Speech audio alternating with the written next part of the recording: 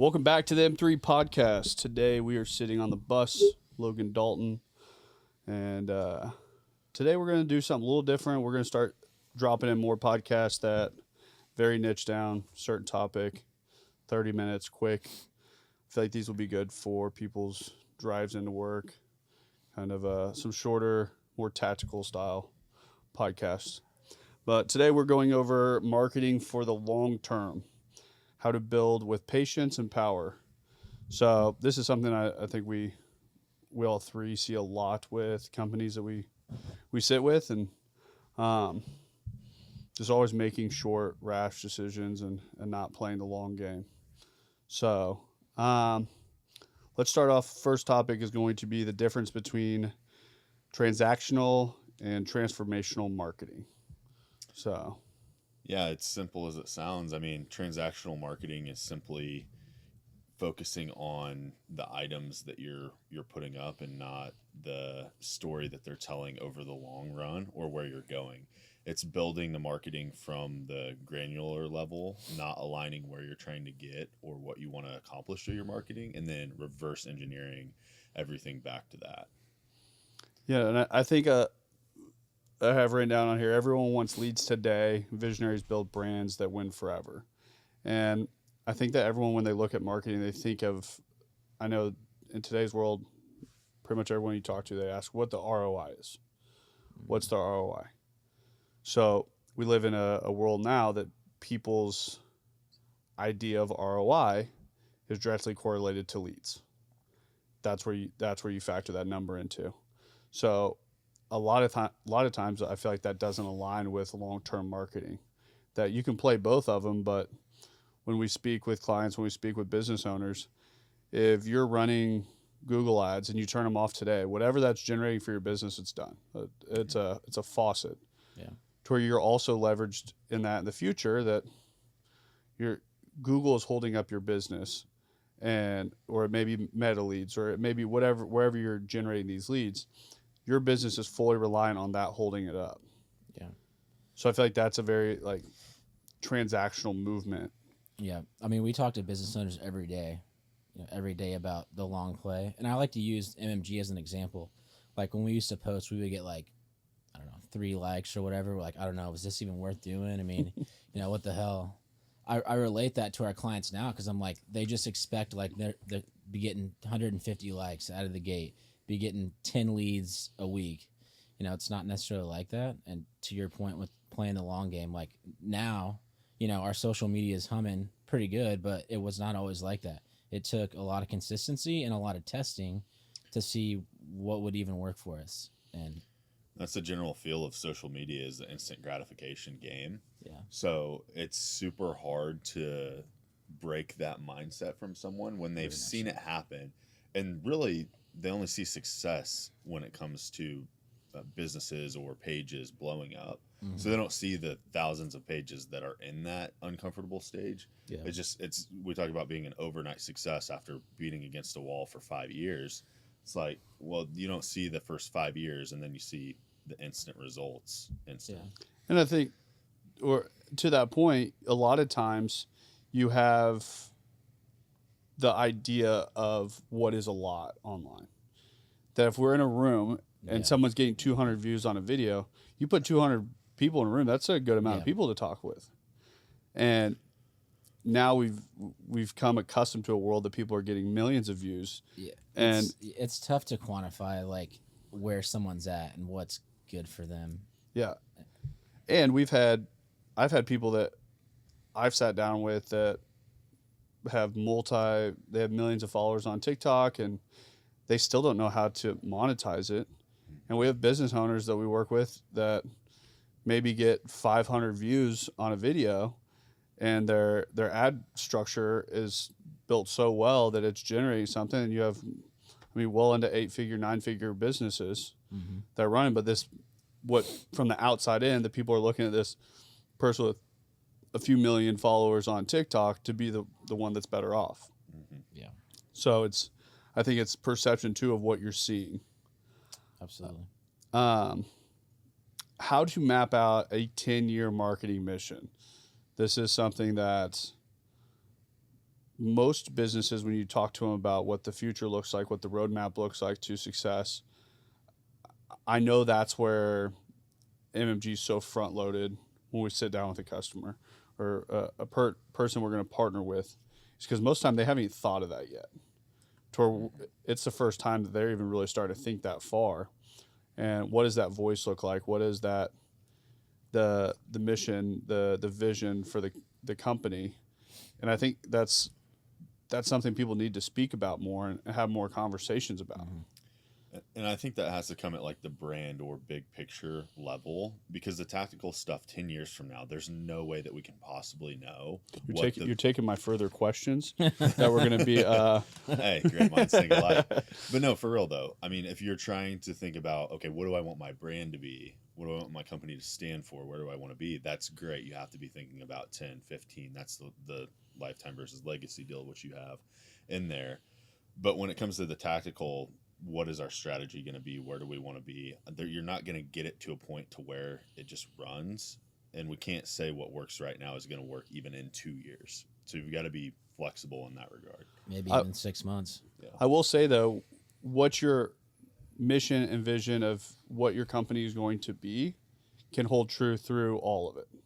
Right. So I think that's where a lot of people that I have on here is like why most agencies die trying to win the month is because most business owners, there's a large portion of business owners that live in a 30-day cycle. Yeah. And I was conditioned in that a lot early days from the automotive space. And it's living in a 30-day window and not thinking outside of that.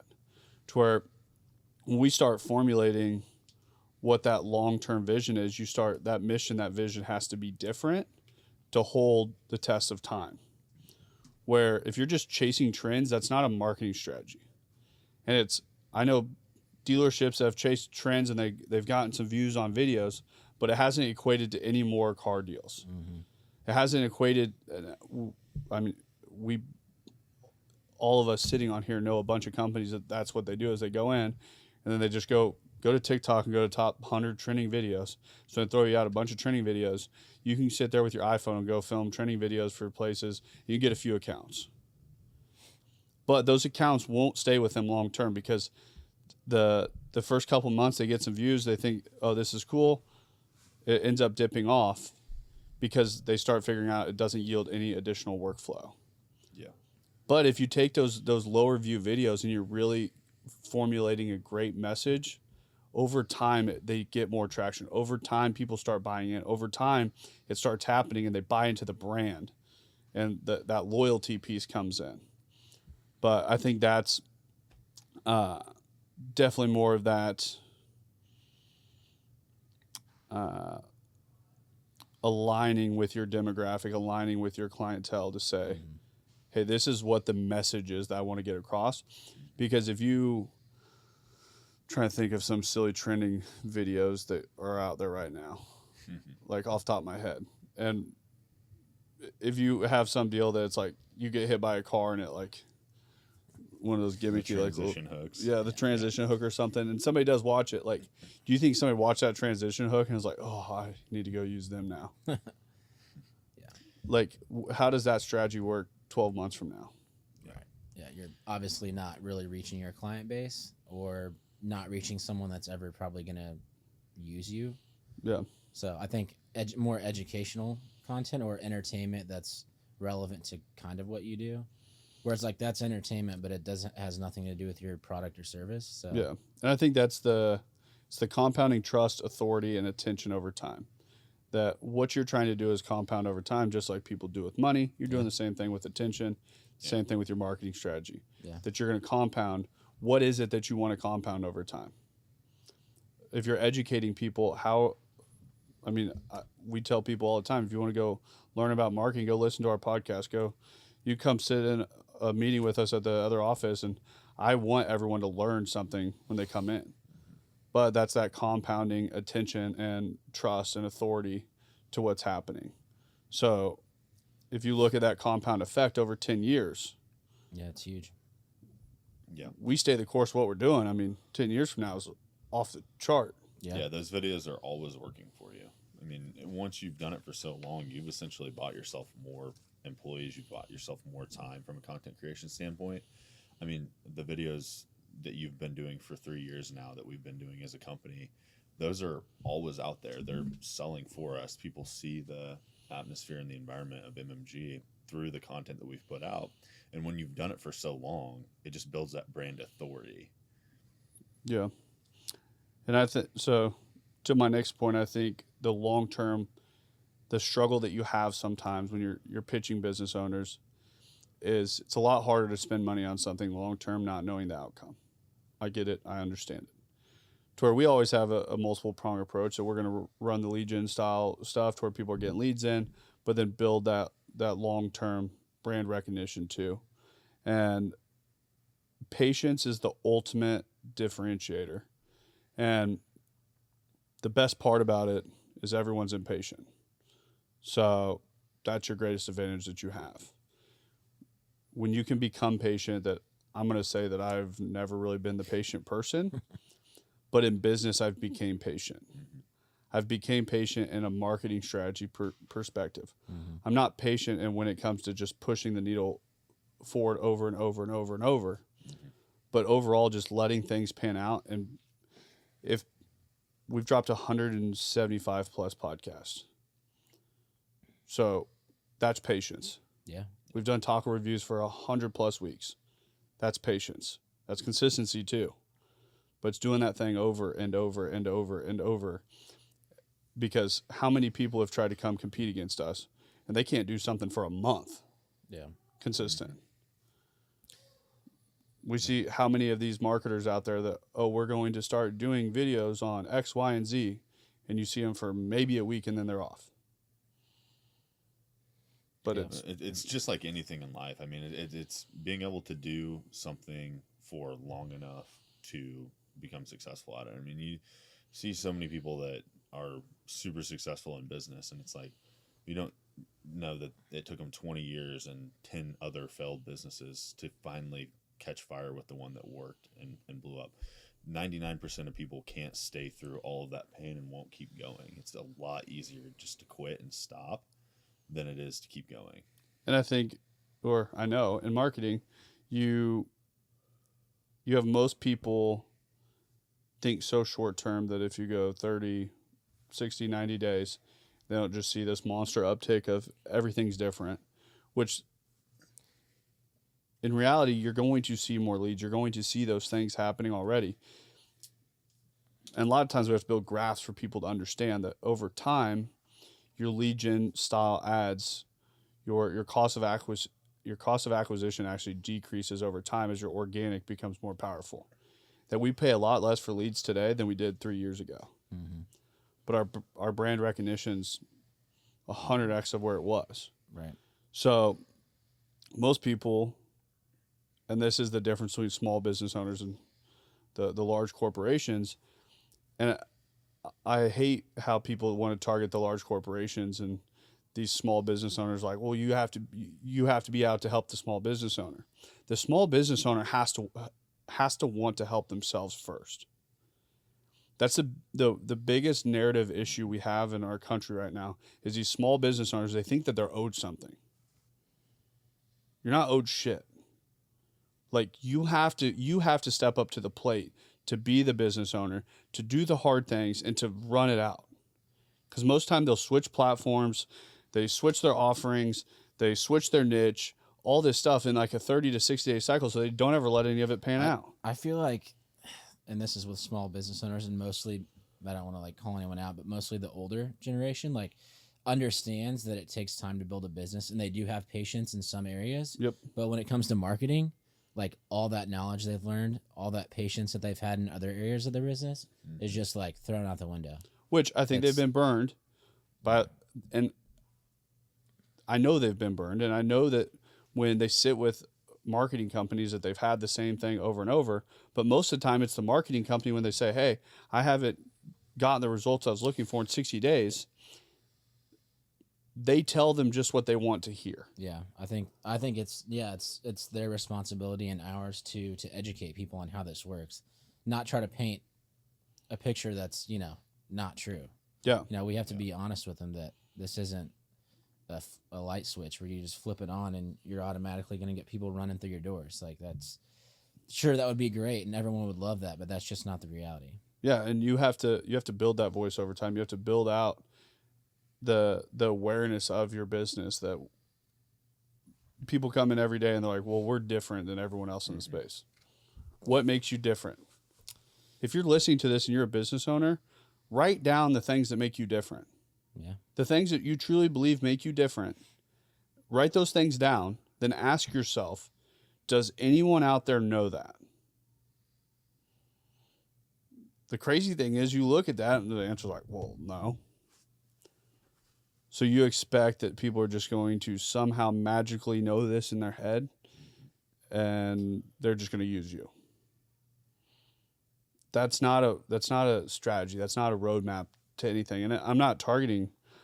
We have a lot of small business owners around us that are great operators and great CEOs, great movement people in every aspect of it. But then there's a whole nother group that just make excuses. And it's, well, marketing will never work. I think Apple and Amazon and Nike would say differently. But then they're like, well, those are big corporate companies. Well, Bezos was sitting in his garage at one point. You think, always. yeah, you think they just started that way? Go read the Shoe Dog. Yeah. Like, go read the story of Nike. Like, that wasn't an easy pathway. And you look at how long they've been around, that's how they became a big company. But it's the same thing when we speak with people. What does your long-term marketing strategy look like? What does a long-term voice look like for your company?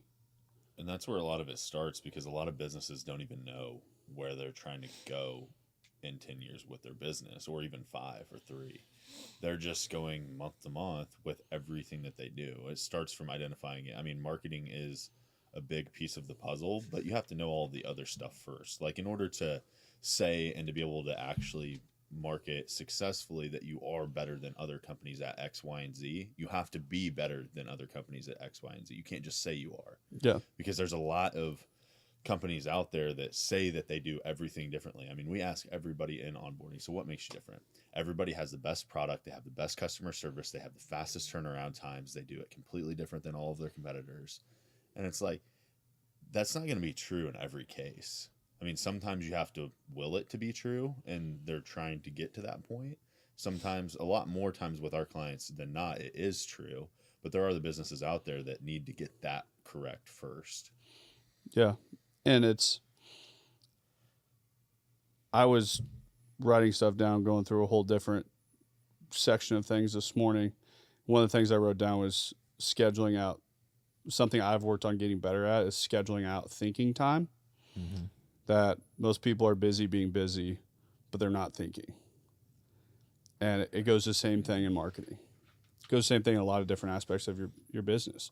That you can lack the thinking in your accounting. You can lack the thinking in your sales. You can lack the thinking in every aspect of your business, your operations, to where it's, have you really sat down and thought about your marketing? That if a business owner said, hey, have you sat down and carved out an hour of time each week just to look at your marketing, to say, this is what I want my company to look like in the future? Because that vision to me in my head for what MMG is in the future is crystal clear. It's all I think about. So when we put content together, I want there to be the narrative of who the people are in the office, to buy into the bigger movement of it. I don't really care that much about the lead generation style marketing that we run as a company.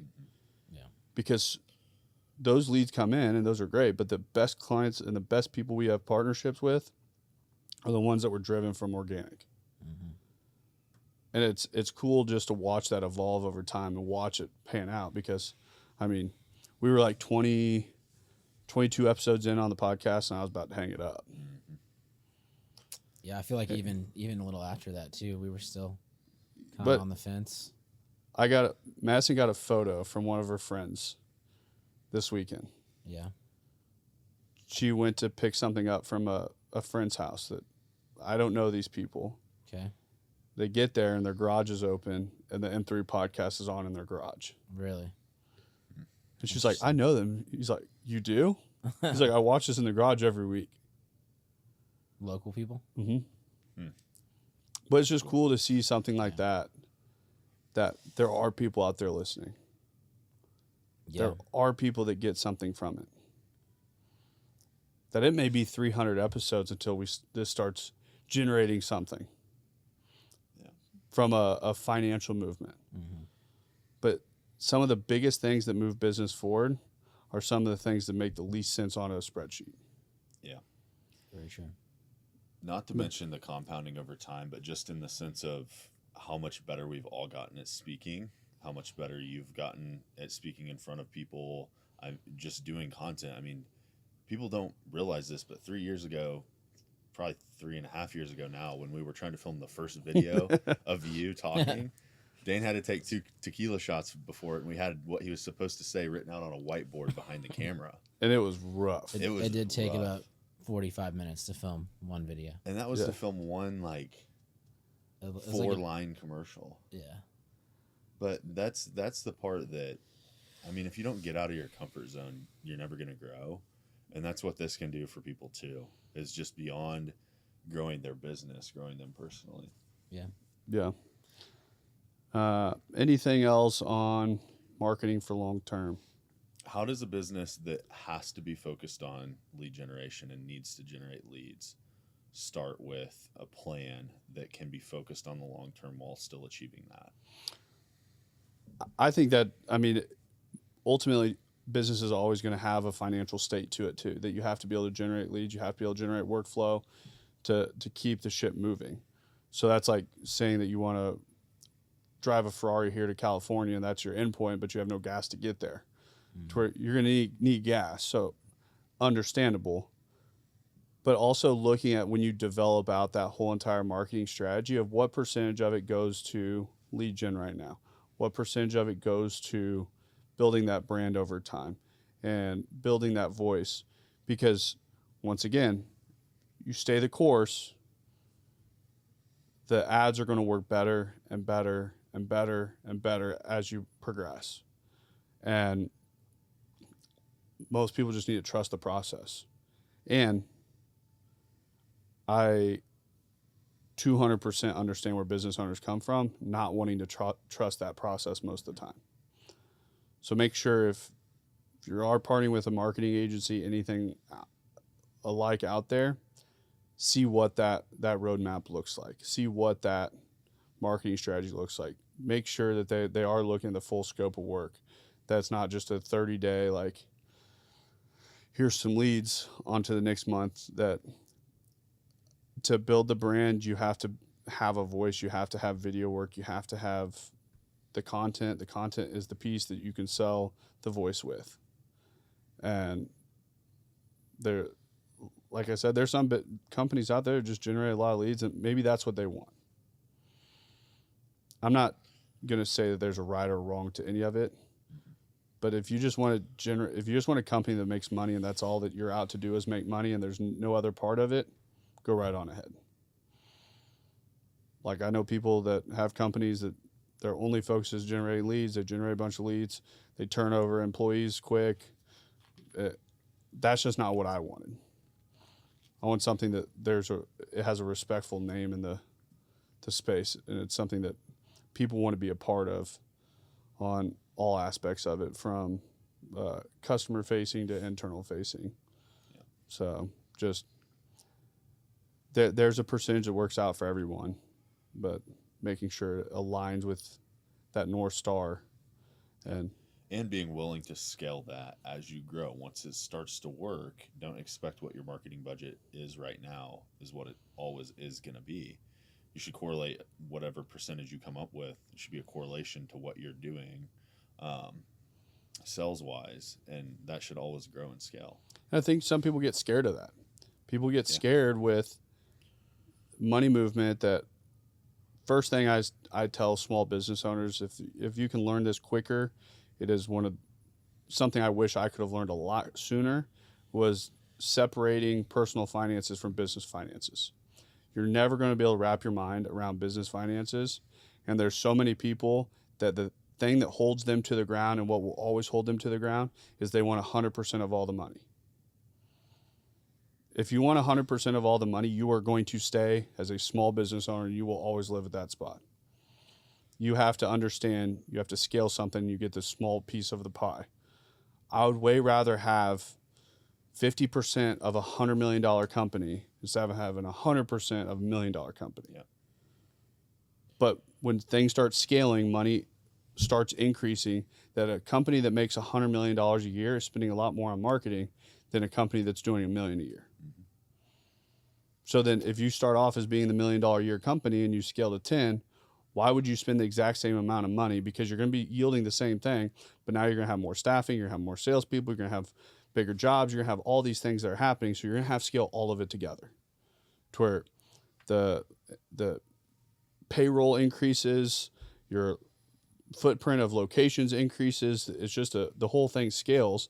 That if you're running a company, you're like, hey, I'm trying to yield a 20% profit line. Hold your 20% profit line all the way up, but then continue scaling everything around it. Mm-hmm. So I think that's a good point, that we've had people that when they start scaling and they're growing really quick, and they think that the marketing at the same dollar and cents should scale with it. Yeah. It just kind of seems a little crazy to me. Yeah. I'm not going to say I'm the smartest guy in the room, but sometimes that doesn't make sense. But no, I think that building with patience and power and having a very calculated movement forward and engineering what that roadmap looks like. And this, I know this is targeted very much towards marketing, but this very much aligns with all aspects of business. Mm-hmm. So do it over your sales side, do it over your accounting side, do it over your operations side. Whatever department that you have, you should have that future roadmap. Also makes it a lot clearer for the people that are integrated. And I'm not going to say we've always been great at it. I'm saying we're getting better at it. Yeah. But any final thoughts? I don't think I have anything. Good stuff. I feel like these 30 minutes. That seemed like it was like 5 minutes, but I know. I feel like these are I going to be just looked down and it has been 30. Yeah, it's going to be so easy to hit these, and just having like one topic. And if you're watching, shoot us a message on Instagram, YouTube, topics that you want to hear about, and we'd be more than happy to cover them. Absolutely. Yeah. Let us know what you think about this format. Yeah. That's M3 Podcast. See Peace. ya. Thanks for listening to the M3 Podcast. Be sure to subscribe so you don't miss the next episode. Want to learn more? Check us out on Instagram at Moss Marketing Group, on Facebook at Moss Marketing 58, or on our website at mossmarketinggroup.com.